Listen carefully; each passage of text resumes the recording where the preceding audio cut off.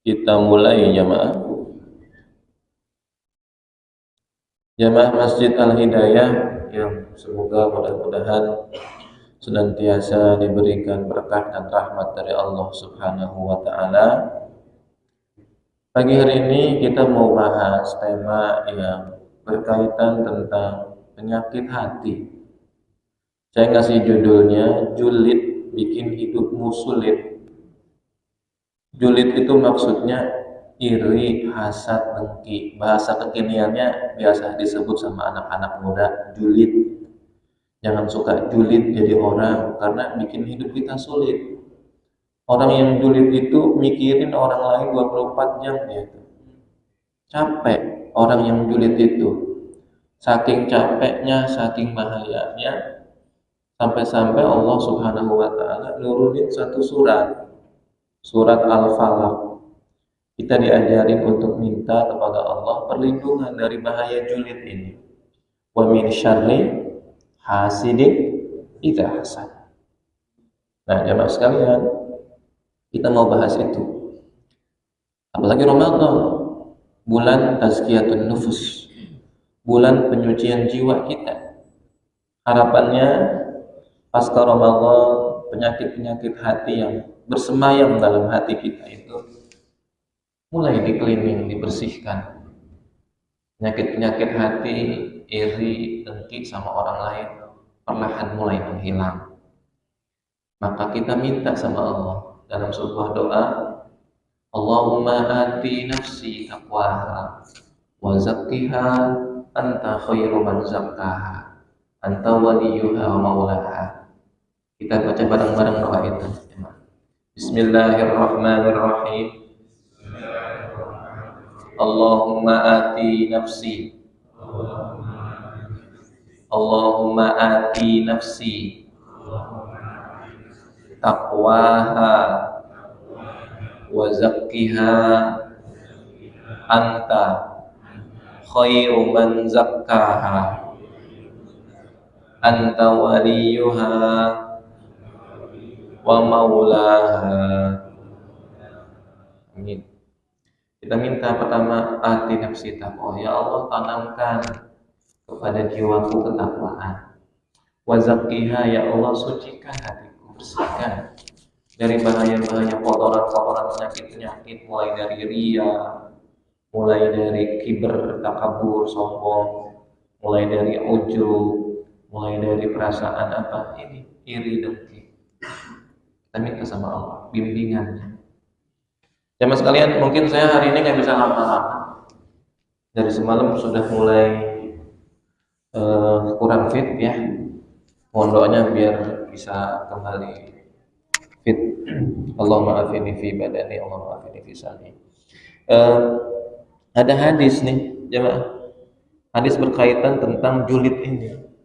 Di mana Nabi dalam sebuah hadis riwayat Ibnu Asakir melalui Ibnu Mas'ud radhiyallahu an menyampaikan 3 akar penyakit hati maksudnya, 3 akar dosa.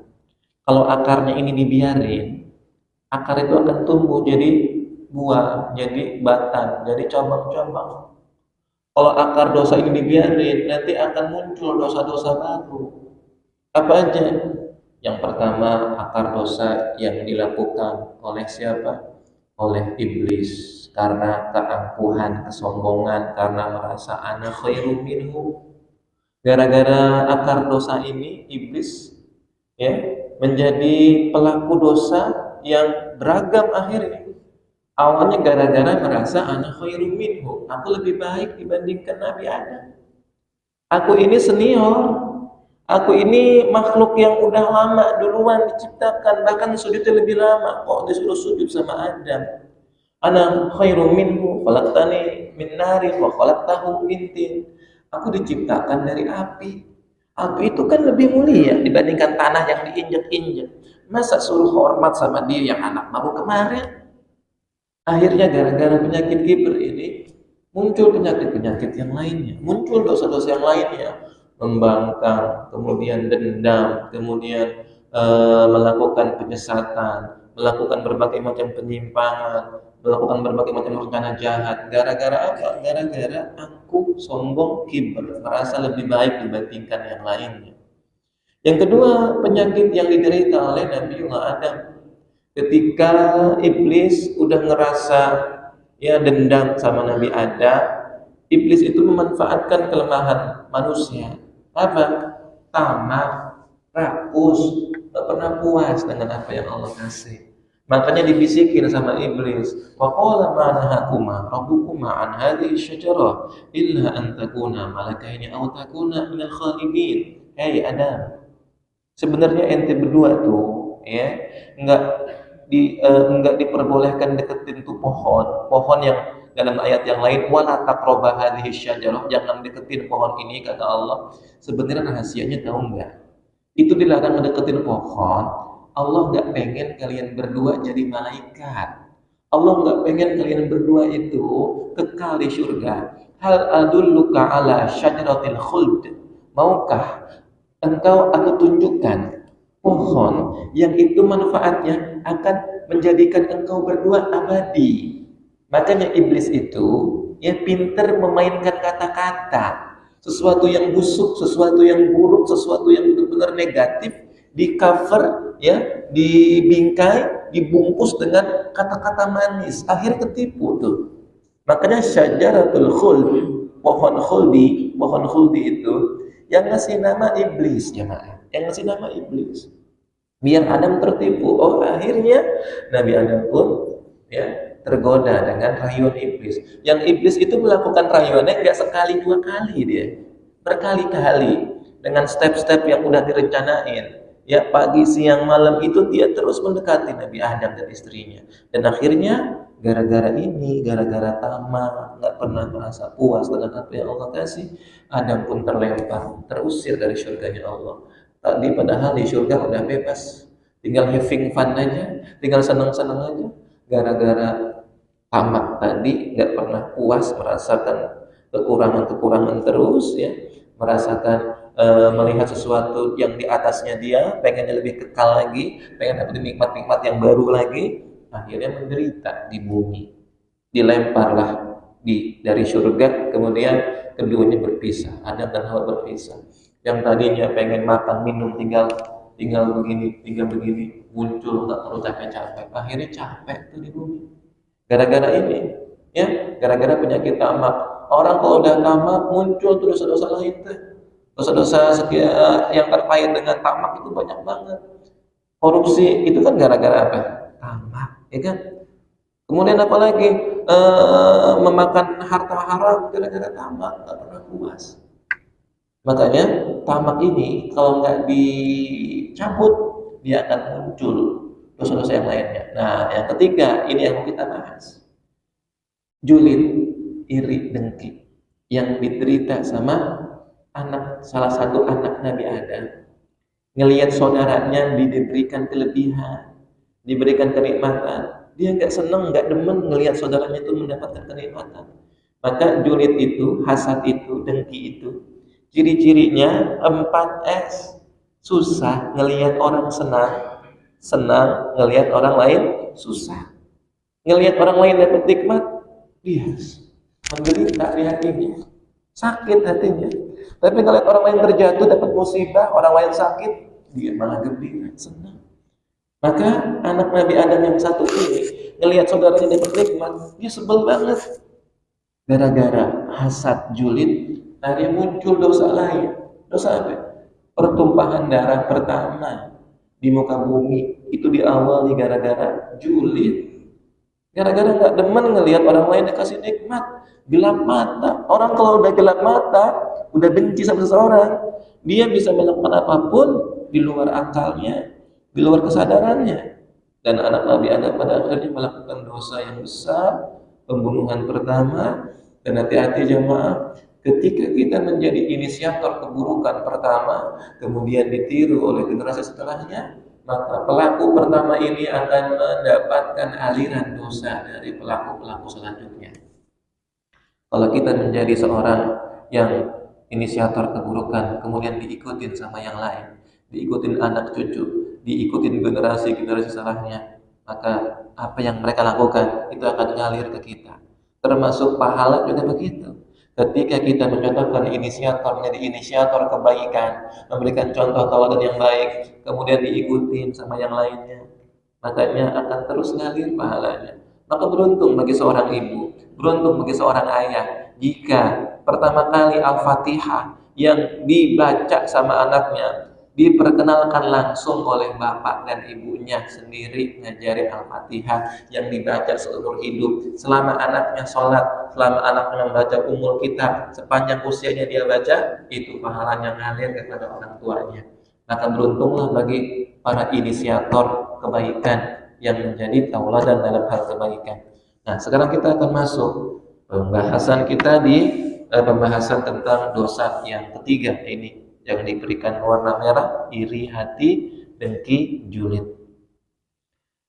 Dosa hasad, dengki, ada beberapa sampel-sampelnya. Di sini ada Qabil, ada iblis, ada ahli kitab, ada Abdullah bin Ubay, ada saudara-saudara Yusuf. Ini kisah-kisahnya yang melatar belakangi ya sampel-sampel di mana mereka itu berawal dari dengki, akhirnya melakukan kejahatan lain. Kita mulai dari iblis, ya Pak. Iblis itu selain memiliki perasaan sombong, kemudian dia iri ngelihat anak yang baru kemarin diciptain ternyata lebih dihormatin. Dia iri, julid ngelihat Adam mendapatkan kehormatan yang luar biasa. Disuruh sujud pula itu iblis yang senior, yang udah lama hidupnya, sujudnya lebih lama. Akhirnya ketika dia iri melihat Nabi Adam mendapatkan karunia, mendapatkan kemuliaan, walaupun karramna bani Adam, ya, maka dia itu sangat-sangat berniat untuk mencelakakan Adam dan anak cucunya. Makanya dia minta request sama Allah. Apa requestnya? Permintaannya ini dikabulin loh sama Allah. Fa'anzirni ila yaumi yub'atsun, ya Allah panjangkan umurku sampai hari kiamat. Maka ketika kita minta panjang umur, jangan cuma berhenti sampai di kalimat ya Allah panjangkanlah umurku ya Allah. Kalau cuma sampai panjangkan umurku, apa bedanya dengan dia nih? Dia ini juga sama, minta dipanjangkan umurnya. Tapi kenapa dia minta panjang umur? Biar bisa menyesatkan banyak anak-anak keturunan Nabi Adam. Makanya ketika kita minta doa panjang umur, tambahin Allah, ya Allah, panjangkan umurku dalam ketaatan kepadamu. Allahumma tawwil umurana fi ta'atillah. Panjangkan umurku dalam keberkahan, ya Allah. Enggak seperti iblis, umurnya panjang sampai kiamat dia. Tapi sepanjang usianya dia melakukan kejahatan, melakukan penyimpangan, melakukan sebuah kezaliman, rencana-rencana jahat untuk apa? Untuk membesarkan anak-anak Nabi Adam, keturunan-keturunannya. Qabil juga sama, punya penyakit julid dia. Gelap mata ngelihat saudaranya diberikan kenikmatan, diberikan banyak kelebihan, merasa dunia nggak adil, merasa Allah nggak adil, merasa takdir itu kok nggak adil, nggak berpihak kepada dirinya. Akhirnya karena dia merasa semuanya nggak adil, muncul perasaan julid. Dibiarin julid ini bersemayam dalam hatinya, akhirnya merambat masuklah ke kepalanya. Muncullah niat-niat jahat biar orang yang dia lihat itu mendapatkan kenikmatan lebih banyak, biar caranya hilang gimana? Mau nggak mau harus dihabiskan, mau nggak mau harus dibunuh. Akhirnya terjadilah pembunuhan, pertumpahan darah pertama kali. Kemudian ada Abdullah bin Ubay, dedengkot munafikin di zaman Nabi. Ini adalah gembong munafikin internasional yang menjadi inisiator kemunafikan di zamannya Nabi. Secara penampilan lebih islami dibandingkan kita, secara style lebih islami dibandingkan kita. Duduknya bersama para sahabat nggak kelihatan dia, gerak geriknya kelihatannya Islam banget, gerak geriknya kelihatannya mencintai Islam. Orang pas pengajian selalu ada. Makanya dia ini nggak muncul di majelisnya Nabi di waktu-waktu lagi gelap. Kapan? Pada saat sholat isya, sama pada saat sholat subuh. Karena saat itu kan belum ada cahaya, belum ada penerangan seperti sekarang. Makanya orang-orang yang model-model Abdullah bin Ubay itu, dia munculnya pada saat Nabi kan habis sholat tuh biasanya suka menghadap ke belakang untuk mengecek para sahabat. Satu-satu, ya siapa yang hadir, oh dilihatin sama Nabi. Makanya pas malam gelap-gelap gulita, mereka nggak muncul. Kenapa? Kalau Nabi menghadap kepada para sahabat menghadap belakang pun nggak kelihatan, nggak ketahuan. Makanya mereka nggak bakal pernah muncul di sholat ketika malam isya sama subuh. Ya kan? Abdullah bin Ubay itu menyimpan dendam yang luar biasa. Kepada siapa? Kepada Nabi. Gara-gara apa? Gara-gara obsesinya. Ternyata ya dia pernah punya obsesi menjadi pemimpin di Mekah. Dia udah digadang-gadang menjadi pemimpin. Udah banyak tuh keluar modal, ibarat zaman sekarang nih, zaman sekarang. Udah banyak nyetak baliho gitu kan, udah banyak bagi-bagi sembako ya kan, udah banyak keluar macam-macam gitu ya. Ternyata gagal. Akhirnya yang udah nyumbang karpetnya dibalikin lagi. Akhirnya yang udah mulai nyumbang aspalnya dibalikin, dihancurin lagi. Ada nggak kayak gitu jamaah? Ada nggak? Ada nggak di sini? Nggak. Maksudnya di Indonesia ada nggak di Indonesia? Banyak jamaah. Nah, ternyata Abdullah bin Ubay juga begitu dia. Dia pernah merasakan kegagalan menjadi pemimpin, kesel banget dia. Ya, udah membayangkan betapa nikmatnya mempunyai banyak pengikut, ya kan? Betapa nikmatnya mempunyai banyak followers, ya kan? Dia menjadi pemimpin yang digadang-gadang, dielu-elukan, dipuji-puji. Tiba-tiba muncul orang baru yang kagak disangka-sangka. Ini orang awalnya kelihatannya nggak obsesi jadi apa-apa, tapi terkenal dengan julukan Al-Amin, jujur orangnya, terpercaya. Tiba-tiba heboh Mekah. Saat itu ada orang yang mendeklarasikan dirinya, inni nadhirul lakum baina yaday adzabin syadid.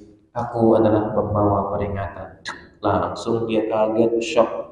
Apa-apaan ini? Ternyata ada orang yang ngaku-ngaku sebagai pembawa peringatan. Kalau udah deklarasi kayak gitu, berarti dia udah mendeklarasikan dirinya sebagai seorang pemimpin, bukan cuma pemimpin yang sifatnya duniawi, tapi pemimpin yang sifatnya spiritual, ukhrawi. Makanya ketika mengetahui ada orang yang mengaku-ngaku sebagai nabi, muncullah perasaan dengki yang dia simpen. Kenapa? Dia nggak punya power untuk melakukan perlawanan, makanya disimpan dalam hatinya.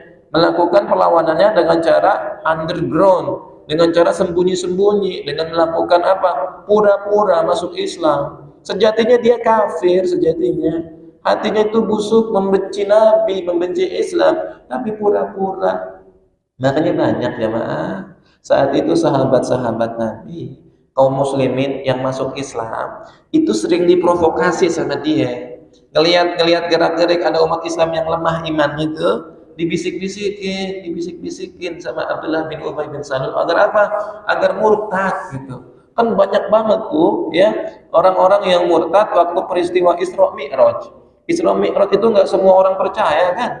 Karena kejadiannya di luar akal sehat, di luar logika manusia. Makanya orang-orang yang imannya setengah-setengah ditambah lagi dengan bisikannya Abdullah bin Ubay bin Salul, seorang munafikin di zamannya Nabi, mereka ragu ya dengan kejadian tersebut. Akhirnya mereka memutuskan murtad lagi gara-gara dia nih ya, gara-gara seorang yang berpura-pura jadi muslim.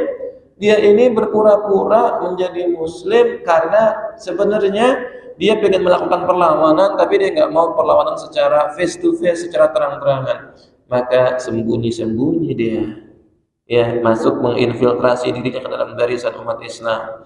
Banyak sekali peristiwa-peristiwa yang ternyata menjadikan kaum muslimin itu menjadi barisannya terganggu karena ini infiltrasi dari Abdullah bin Ubay bin Salul dan munafikin-munafikin yang lainnya.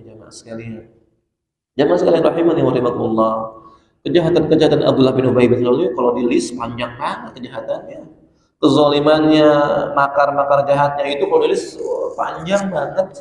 Semua bermula dari iri melihat Nabi. Semua bermula dari dengki kepada Rasulullah sallallahu alaihi wasallam. termasuk ahli kitab.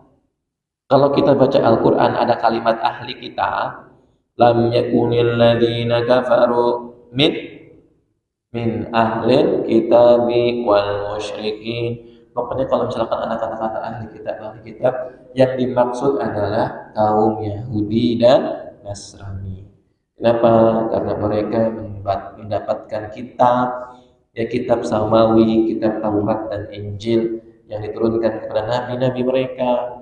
Makanya Yahudi dan Nasrani itu sering dipanggil dengan ya ahlal kitabi, ya ahlal kitabi.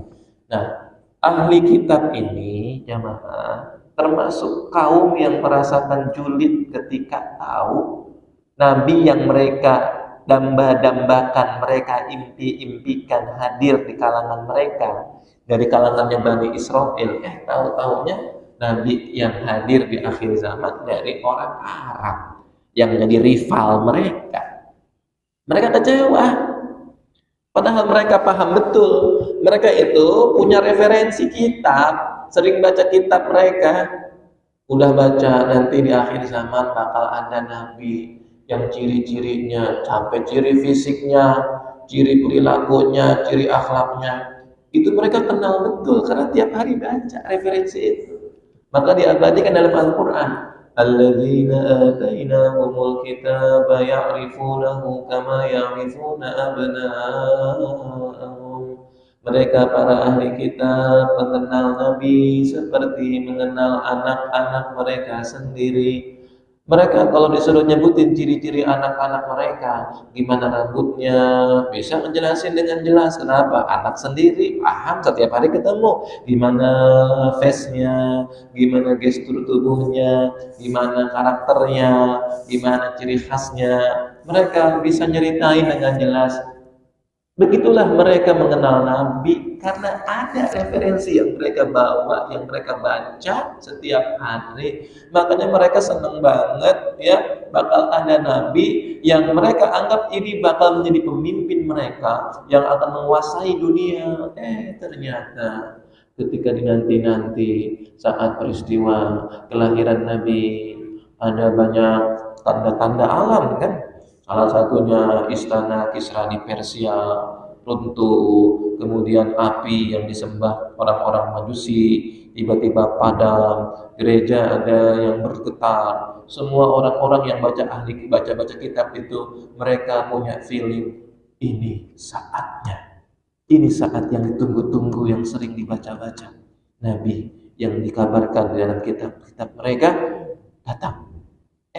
Mereka kecewa berat ketika ternyata garis keturunan Nabi akhir zaman ini kalau ditarik garisnya bukan keturunannya Nabi Ishak alaihissalam, tapi dari keturunan Nabi Ismail alaihissalam. Kalau kita lihat Nabi Ismail dan sampai garis keturunannya itulah orang-orang Arab. Kalau misalkan dari Nabi Ishak alaihissalam sampai ke bawahnya itu Bani Israel. Kalau Bani Israel berpusat di Yerusalem, di Baitul Maqdis. Orang-orang Arab, orang-orang keturunan Bani Ismail dan seterusnya tinggal di Jazirah Arab. Mereka kecewa berat. Mereka pada akhirnya apa jamaah? Gara-gara kecewa, iri ngelihat orang-orang di Jazirah Arab punya pemimpin yang mereka tadinya damba-dambakan. Akhirnya apa? Akhirnya menyembunyikan kebenaran tuh. Tadinya dia paham betul itu Nabi orang benar. Nabi akhir zaman ini orang yang akhlaknya mulia. Dia tuh tahu. Tapi mereka nggak mau mengakui itu semua gara-gara bagian bainahum, perasaan dengkinya. Dia sembunyikan semua itu kebenaran yang tadinya mereka udah percayai hilang. Bahkan ya kedengkian mereka memunculkan kebencian kepada Nabi dan umatnya. Maka ada ayat tuh, wala tarda ankal yahudu walan nasara hatta tattabi'a millatahum. Tidak akan pernah rela, tidak akan pernah ridho. Siapa? Ini orang-orang yang hatinya julid, orang-orang yang dengki, ngelihat orang-orang Islam punya nabi yang disebut wa innaka la'ala khuluqin azim. Nabi yang berakhlak mulia, nabi yang sebagai khotamul anbiya, penutupnya para nabi. Makanya mereka berusaha untuk apa? Wala yazaluna, mereka enggak akan pernah berhenti untuk apa? Yaruddunakum an dinikum, memurtadkan orang-orang dari ajaran Islam. Karena apa? Karena kebencian mereka. Semua berawal dari apa? Iri dengki. Jemaah, sekarang ada lagi yang terakhir ya, kisah Nabi Yusuf.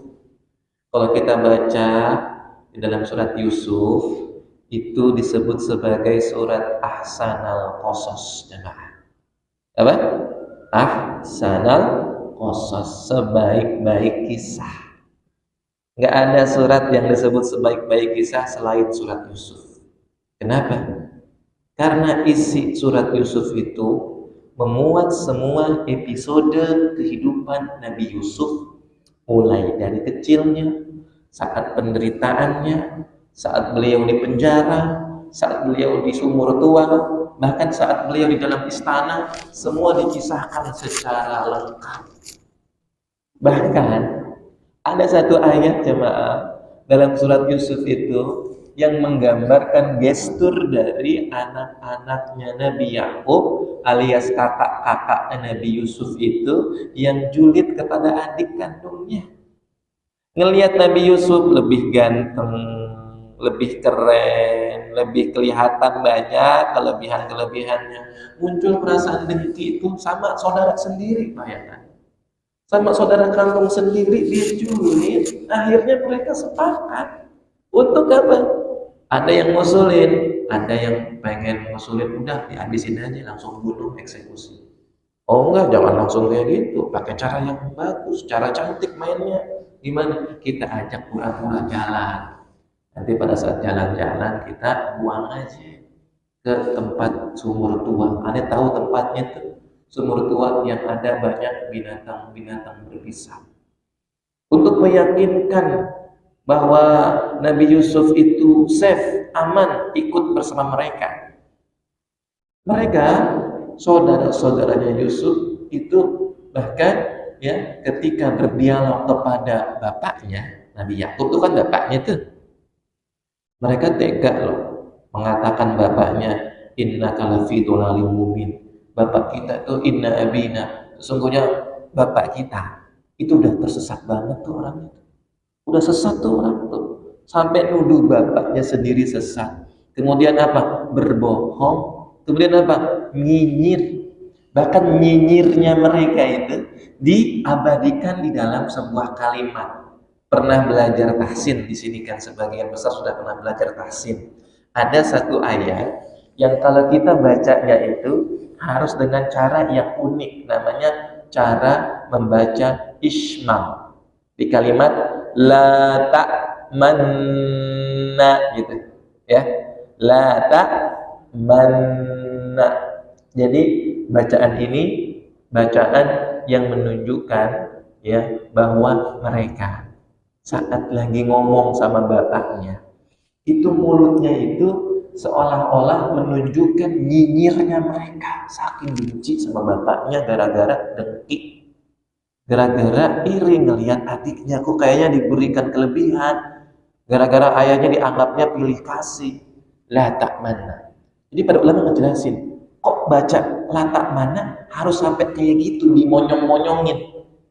Monyong itu kan istilah apa? Istilah yang nggak enak dilihat gitu loh.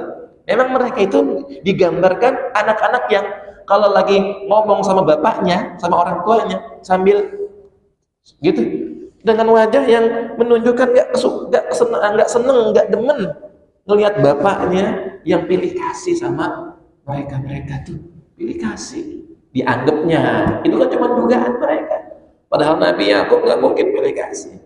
Emang karena Nabi Yusuf punya kelebihan dari sononya, dari lahirnya udah banyak kelebihan. Mereka nggak demen. Akhirnya lihat jemaah, sederet kejahatan saudara-saudara Nabi Yusuf, ya semua berawal dari dengki.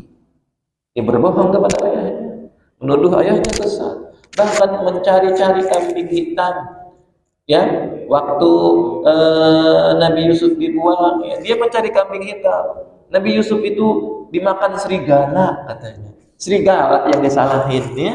Dia bikin pura-pura, dibikin drama, sangat dramatikal sekali kisah Nabi Yusuf itu. Kapan-kapan kita bahas secara spesifik. Dan ini kisahnya sangat seru dan menginspirasi. Makanya surat Yusuf itu kan turun di saat Amul Huzn juga, di saat tahun kesedihan untuk menghibur Nabi gitu. Ternyata ya Nabi sebelumnya mengalami penderitaan yang gak kalah dahsyat. Siapa? Nabi Yusuf alaihi salam. Menjadi hiburan tersendiri bagi orang-orang yang terluka hatinya, bagi orang-orang yang mungkin lagi kurang akur dengan saudaranya. Surat Yusuf ini cakep banget untuk kita tadabburi. Yang kadang-kadang surat Yusuf ini suka dibaca oleh kaum ummahat di saat 7 bulan gitu ya. Kadang-kadang suka 7 bulan baca surat Yusuf. Kenapa? Karena pas di USG ternyata laki-laki. Harapannya biar anaknya mirip Nabi Yusuf gitu. Padahal kalau dipikir-pikir, kalau anaknya mirip Nabi Yusuf, berabe. Kenapa berabe? Saking gantengnya, itu bakal banyak orang yang nyari-nyari dia tuh. Setiap hari bakal di stalking terus, bakal dicari-cari mana akunnya, mana Facebooknya. Saking gantengnya, itu tiap hari bakal 24 jam dikerumun sama wartawan tuh. Bakal nggak tenang hidupnya. Nabi Yusuf pun begitu kan, waktu di istana kerajaan, cewek-cewek semuanya, pembesar-pembesar istana itu pada ngedeketin, ya bahkan sampai difitnah di penjara, semua gara-gara apa? Karena ketampanan beliau, gitu. Makanya ketika kita membaca surat Yusuf itu tujuannya bukan karena gantengnya. Kalau ganteng itu bonus ya, bonus. Yang utama adalah karena kesabarannya, karena kecerdasannya, karena perilaku beliau yang sangat luar biasa. Nah jamaah, ini sekelumit kisah tentang orang-orang yang julid, yang bikin hidup mereka sulit. Bukan cuma hidup mereka yang sulit, tapi juga mendatangkan kesulitan kepada pihak-pihak yang lain.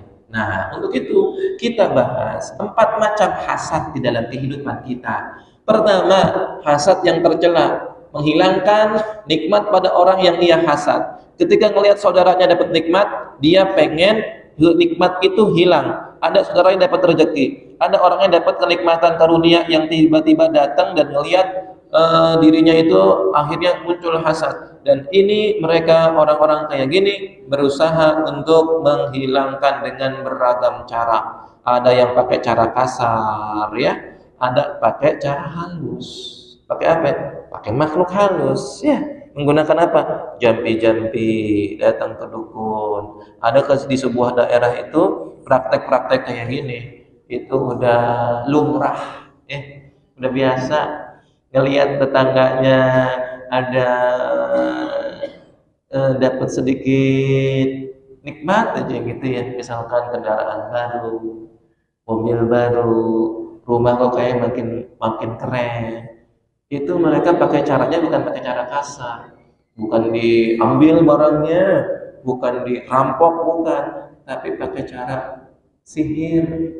Datang ke dukun, nggak demen ngelihat itu tuh, bikin sakit ya, pesan ke dukun untuk bikin sakit tuh orang, bikin menderita anak-anaknya. Itu orang kalau udah julid, sakit hati, gimana caranya biar nikmat itu hilang? Karena dia bakal susah menderita ngelihat saudaranya diberikan kenikmatan. Nah, ini yang kayak gini nih jemaah, memunculkan dosa-dosa yang lainnya. Yang kedua, ada yang hasad pada orang lain, tapi dia nggak menjalankan konsekuensinya, cuman dipendem doang. Ya, dan dia nggak melampaui batas sikapnya, cuman sekilas doang. Ini iri yang sifatnya manusiawi gitu.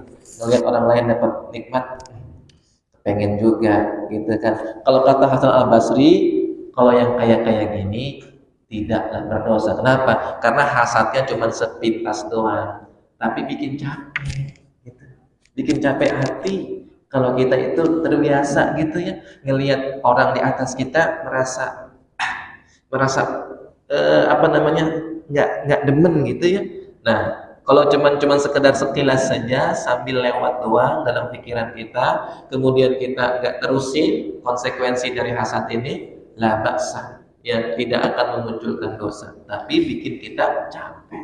Yang ketiga, ini kita mudah-mudahan yang kayak gini, hasadnya tapi hasad yang dianjurkan, hasad yang tidak menginginkan nikmat orang lain hilang. Dia iri tapi nggak pengen orang lain celaka, dia cuma kepengen kayak gitu.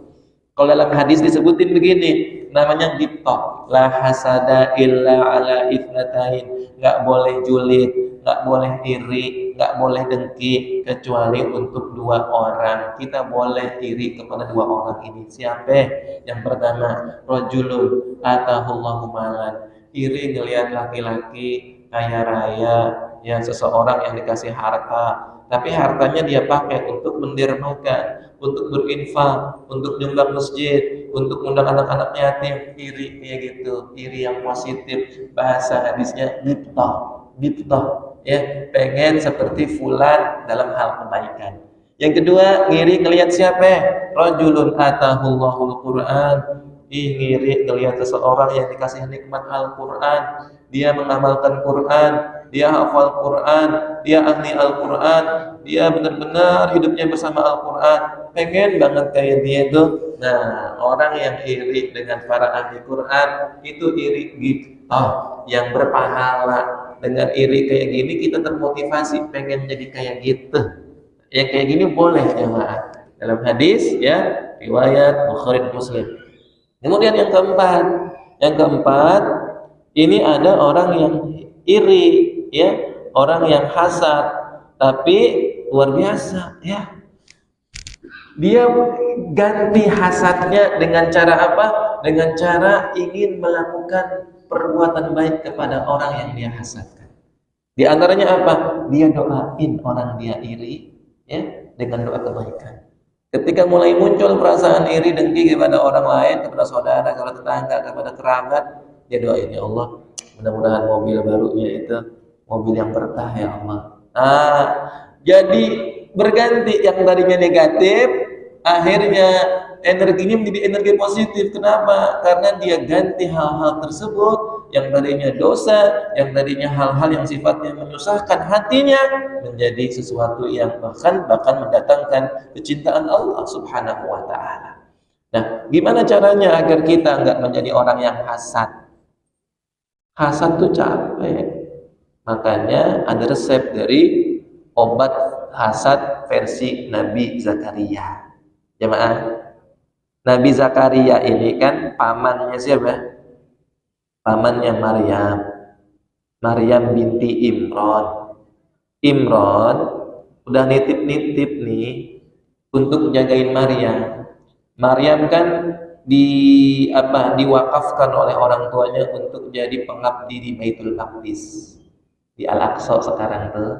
Kalau kita ke Al-Aqsa itu ada tempat mihrabnya Maryam, tempat khusus untuk beliau ibadah. Nggak ada yang boleh ke situ tuh, emang tempat khusus. Kerjaannya cuma ibadah doang, Maryam. Ya, nggak ada kerjaan lain, nggak bersih-bersih, nggak nyapu-nyapu masjid, nggak, cuma ibadah, zikir, sholat, zikir, sholat. Dan yang suplai logistik, tim konsumsinya siapa? Nabi Zakaria. Nabi Zakaria ngurus segala macam kebutuhan makan minumnya. Ketika Nabi Zakaria lagi mau nganterin tuh makanan, dia kaget. Kenapa? Ternyata di depan Maryam udah ada hidangan. Hidangannya aneh pula. Kenapa aneh? Karena hidangan itu nggak mungkin ada di musim itu. Karena kalau musim itu misalkan di musim dingin, buah-buahan yang datang buah-buahan musim panas. Kalau itu musim panas, buah-buahan yang datang buah-buahan musim dingin. Lah ini siapa yang ngasih? Siapa yang mengantarkan? Makanya Zakaria bertanya, qala ya Maryam, anna laki hadza? Dari siapa nih? Dari siapa? Jangan-jangan ada orang lain yang ngasih. Padahal kan saya yang diamanahkan. Gitu, ya. Dan siapa ini? Akhirnya Maryam menjawab, qalat huwa min indillah. Ini langsung turun dari langit. Tanpa perlu metik, tanpa perlu berusaha, Allah langsung yang ngasih. Innallaha yarzuqu may yasha'u bighairi hisab. Lihat jemaah. Ketika Zakaria tahu dengan ibadahnya Maryam, ternyata Allah karuniakan dia hidangan langsung dari langit, Nabi Zakaria segera berdoa. Hunalika da'a Zakaria Rabbah. Dia angkat kedua tangannya, dia iri, pengen seperti Maryam, tapi irinya tidak diikuti dengan sikap-sikap buruknya. Bukan hanyut dalam kekaguman atau sibuk mencicipi, mendengarkan sampai detail. Dari mana? Kronologinya digali. Jangan-jangan ada orang lain. Laki-laki siapa nih yang datang sini nih? Hah, siapa? Ini nggak mungkin nih. Nggak kayak gitu. Jangan. Kalau udah dapat jawaban dari Maryam, huwa min indillah. Ini dari Allah. Udah stop. Dia udah nggak tanya-tanya lagi. Dia cuma angkat tangannya dan minta, ya Allah, kalau Maryam saja dikasih kenikmatan karena ibadahnya, aku juga pengen, ya Allah. Aku juga pengen dikasih kayak gitu dengan kenikmatan yang lain. Makanya Nabi Zakaria pengen banget punya anak ceritanya. Rabbi habli min ladunka dzurriyyatan thayyibah innaka sami'ud du'a. Ya. Akhirnya energi yang tadi diarahkan dengan doa-doa kebaikan. Dia iri, pengen seperti Maryam, tapi apa? Irinya dialihkan ke dalam hal-hal yang baik, meminta kepada Allah. Maka jemaah, ketika kita mengetahui ada saudara mendapatkan nikmat yang baru, ya, kalau ada mulai perasaan-perasaan, ini kayaknya mulai nih ada muncul julid, hasad, diri, dengki, langsung doa sama Allah, minta, ya Allah, berikan kenikmatan juga kepadaku, ya Allah. Gitu. Ya, jangan sampai hanyut dengan kekaguman. Wih, keren banget itu, versi yang terbaru tuh, tipe-tipe yang terbaru tuh. Sampai terbelalak, melotot matanya. Makanya dalam Al-Quran di dalam surat Toha disebutin jemaah, biar kita nggak kayak gitu. Wala tamuddanna 'ainaika ila ma matta'na bihi azwajan minhum zahratal hayatid dunya. Jangan kita fokusin mata kita kepada apa-apa yang telah Allah berikan kepada mereka sebagai bunga-bunga dunia. Itu cuma bunga. Jangan dilihatin sambil dipikirin. Akhirnya terus obsesi, muncul deh beneran. Yang tadinya nggak niat hasad, gara-gara kita fokus banget dengan kenikmatan orang, udah, ya, lupain aja. Nggak usah fokus banget dengan urusan orang lain. Ya kalau mau doa saja kepada Allah. Nah itu resep biar kitanya yang nggak kena hasad, biar kita nggak ada penyakit hasad. Nah, lalu bagaimana caranya? Biar kita yang kagak dihasatin sama orang, atau dampak hasadnya nggak membahayakan kita. Maka ini caranya. Yang pertama, bertawakal kepada Allah. Wa may yatawakkal 'alallahi fa huwa hasbuh. Ketika kita keluar rumah, ya kan, kita kan baca doa, bismillahirrahmanirrahim, tawakkaltu 'alallah, la haula wala quwwata illa billah. Kan nggak semua orang demen sama kita, ya, di pekerjaan, di bisnis, di karir, dalam hidup bermasyarakat. Keluar rumah ada aja orang yang mungkin usil, iseng. Makanya ya udah serahin aja sama Allah. Ada orang yang jahil, ada orang-orang yang usil. Tawakal ke Allah. La haula wala quwwata illa billah. Kemudian kuatkan, kencengin ketakwaan kita kepada Allah. Meyakini bahwa Allah dengan ketakwaan yang kita miliki ini, Allah akan kasih solusi dari setiap permasalahan hidup kita. Wa may yattaqillaha yaj'al lahu makhraja. Kemudian minta perlindungan kepada Allah dari apa? Dari kejahatan orang-orang yang hasad, ya. Dengan membaca tadi kan dianjurkan tuh jemaah untuk baca surat Al-Falaq sama An-Nas setiap hari, pagi dan sore. Tambah amal kulhu Al-Falaq sama An-Nas, cakep banget tuh untuk untuk jaga-jaga. Kalau ada yang suka usil sama kita, nah itu preventifnya, bentengnya itu. Kemudian yang keempat, jangan beritahu orang yang hasad tentang nikmatmu. Ini pelajaran saat Nabi Yakub ngasih pesan kepada anaknya Yusuf alaihissalam.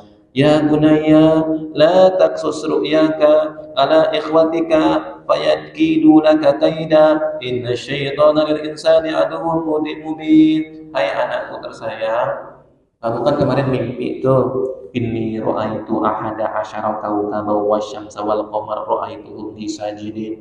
Aku bermimpi, ya Allah, melihat 11 ahada asyara kawkaban, bintang ke bintang. Kemudian matahari, kok pada sujud kepada aku ya? Ya, ayah, sujud, semua pada sujud kepada aku, kenapa ya? Akhirnya tahu ini mimpi berkaitan tentang nasib masa depannya Nabi Yusuf yang bakal dapat kenikmatan banyak, kemuliaan yang besar. Karena bapaknya tahu saudara kandungnya Nabi Yusuf ini julid, hasad, maka beliau pesan, la taqsus ru'yaka. Jangan cerita-cerita. Ini kalau sampai bocor, mereka makin benci. Makanya jamaah, enggak semua pencapaian kita ini mesti diceritain. Ya, enggak semua pencapaian kita ini mesti dipasang di status. Karena enggak semua orang itu butuh informasi dari status yang kita sampaikan. Ya, jangan-jangan ada orang yang tadinya nggak berniat hasad, gara-gara kita sering pasang status, update terus, nunjukin terus, akhirnya ada orang yang muncul hasadnya. Maka ada pesan nih bagus banget. Saya pernah membaca Twitter dari seorang mufti dari USA. Ini namanya Mufti Meng. Ya, cakep banget pesannya. Ya. Perlu diterjemahkan ya, Pak? Perlu diterjemahkan? Ya, langsung terjemahan aja. Gini, beliau menyampaikan, don't be foolish, jangan jadi orang bodoh. Ya, kenapa? Dengan mengungkapkan setiap pencapaian dan anugerah hidup kepada semua orang dan mikir mereka semua akan bahagia ngelihat itu. Kita mikirnya semua orang akan ikut senang dengan pencapaian kita. Mungkin sebagian bahagia, tapi banyak yang kagak bahagia. Yakinilah bahwa ain, tahu ain ya? Kalau dalam bahasa hadis itu ada ya, sebuah doa ya, wa idzuka bi kalimatillahi tammat min kulli syaitanin wa hama wa min kulli ainin lama. Jadi ketika ada orang yang hasad dengan matanya, dia itu bisa mencelakakan orang yang dia hasad. Ada makanya di Arab tuh ya, mobil-mobil mereka di belakang suka dikasih tulisan Masya Allah, Tabarakallah. Kenapa? Salah satu tujuannya ketika orang ngelihat mobil itu bisa tiba-tiba rusak, bisa tiba-tiba mati, bisa tiba-tiba celaka dengan takdir Allah melalui ini penyakit ain. Ada orang yang memandang kebencian, memandang hasad dengan hasad yang sangat luar biasa, udah kesumat hasadnya, itu bisa menyebabkan celaka. Makanya penyakit ain itu beneran ada, dan para ulama udah banyak mendeteksi, terutama para pakar ruqyah syariah. Banyak orang yang tiba-tiba ngejoprak, nggak sakit, nggak ada diagnosis apa, tiba-tiba sakit, ternyata gara-gara ain, penyakit ain. Maka belajarlah untuk merahasiakan hal-hal yang nggak perlu, ya nggak selalunya dibagi-bagi kepada orang atau ditunjukin kepada orang pencapaian kita, karena itu bakal berbahaya untuk kita. Kadang-kadang ada orang yang dengan bangganya itu menulis nama anak dan keluarganya di belakang mobilnya, happy family. Kemudian ditulis nama anak dari anak pertama, anak kedua, anak ketiga, keempat, kelima, lengkap jemaah. Padahal stiker yang memunculkan nama anak-anak dengan tujuannya mungkin dia pengen menunjukkan bahwa keluarga kita tuh happy loh, keluarga kita keluarga bahagia. Tapi itu menjadi jalan kejahatan bagi orang jahat. Salah satunya penculikan itu bisa memanfaatkan momentum itu. Dan lihat, oh ternyata anak-anaknya namanya ini. Nanti si penculik akan datang, kemudian bilang, oh kamu si Abdul ya, Abdul dia kenalin, ini teman bapak kamu. Wah, nggak curiga dia dari situ. Makanya kalau di negara-negara maju yang kayak gitu udah kagak ada lagi. Kenapa? Karena tahu menyebarkan privasi bisa memunculkan resiko dalam kehidupan rumah tangga, kehidupan keluarganya. Maka ini nasihat Mufti Mek sangat penting banget. Jangan selalu ya kita tunjukin pencapaian kita. Pun kalau misalkan mau tahadus bin ni'mah, cukup ke orang-orang terbatas aja, orang-orang kerabat. Kita pengen syukuran gitu ya, syukuran boleh syukuran, bagian dari tahadus bin ni'mah. Tapi nggak semuanya harus di-posting gitu ya, posting perlu aja, biar kagak memunculkan orang yang hasad sama kita. Dan yang terakhir, jamaah sekalian, berbuat baik kepada orang yang hasad. Masya Allah ya, Islam mengajarkan kita idfa' billati hiya ahsan. Balaslah ya keburukan-keburukan orang dengan yang baik-baik. Kalau mereka hasad, masa kita balik berbuat jahat sama mereka? Maka cara berbuat baik kepada orang-orang yang dengki sama kita, doain. Ya, doain. Sebagaimana Nabi mendoakan orang-orang yang membenci beliau. Allahumma ighfir liqaumi fa innahum la ya'lamun. Ya Allah, itu orang udah dengki banget sama saya ya. Ampuni, ampuni maafkan kesalahan dia ya Allah. Maafin sikap hasadnya sama saya ya Allah. Mudah-mudahan dia hatinya lembut ya Allah. Lembutkan hatinya ya Allah. Berikan dia karunia biar gak hasad lagi sama saya. Doa yang banyak ya Ma. Termasuk jemaah cara menghadapi dampak jelek orang yang hasad. Ikuti resep Nabi. Tahadu, tahabu. Salinglah memberikan hadiah. Kasih gift kepada orang yang hasad itu. Jangan-jangan dia hasad sama kita. Gara-gara nggak kebagian, jangan-jangan. Nggak kebagian kecipratan nikmatnya. Maka Nabi kasih resep begitu. Salinglah kamu memberikan hadiah, berbagi, maka kamu akan saling tumbuh perasaan cinta, perasaan cair hatinya. Yang tadinya dia udah nggak mau kenal lagi sama kita karena dengki lihat kita, tapi karena kita selalu ngirim, ya Lebaran ngirim, sebelum Ramadan ngirim, orang jadi lama-lama luluh hati. Itulah resep dari Nabi. Tahadu, tahabu. Salinglah memberi kebaikan, memberi hadiah, maka akan muncul perasaan cinta. Perlahan-lahan hasad pun akan menghilang. Demikian jamaah, mudah-mudahan bermanfaat. Cukup ya. Subhanakallahumma wa bihamdika asyhadu an la ilaha illa anta astaghfiruka wa atubu ilaik. Mohon maaf atas segala kekurangannya. Assalamualaikum warahmatullahi wabarakatuh.